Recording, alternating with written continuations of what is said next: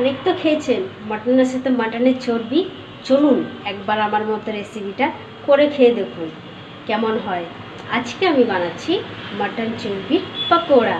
একবার করুন, আপনাদেরও ভালো লাগবে। চলুন তাহলে রেসিপিটা দেখা যাক। এখানে নিয়ে নিচ্ছি আমি মাটন চর্বি ছোট ছোট করে কেটে, দুটো বড় সাইজের পেঁয়াজ কুচি নিয়েছি, দুটো লঙ্কা কুচি।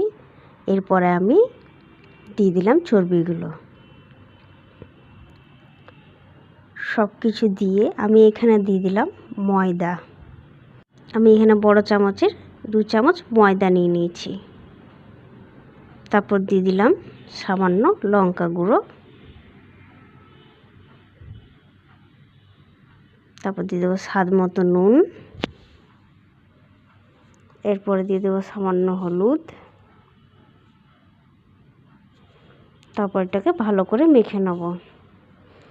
হালকা জল দিয়ে মাখতে হবে এটা।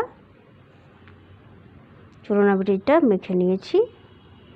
দেখুন আমি কীরমভাবে মেখেছি। এরপর আমি কড়াইয়ে তেল চাপিয়ে দিয়েছি। কড়াইয়ে ছেড়ে দিলাম বড়াগুলো।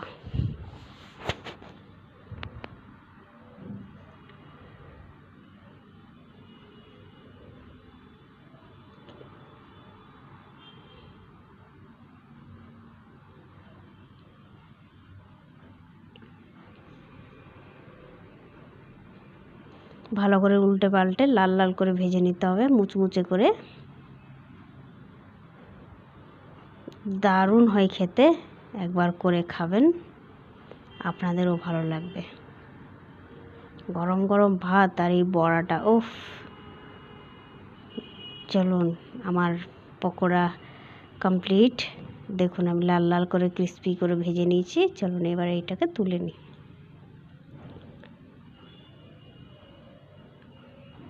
অতি অবশ্যই করে দেখবেন, ভীষণ ভালো লাগবে। আমার বড়া কমপ্লিট।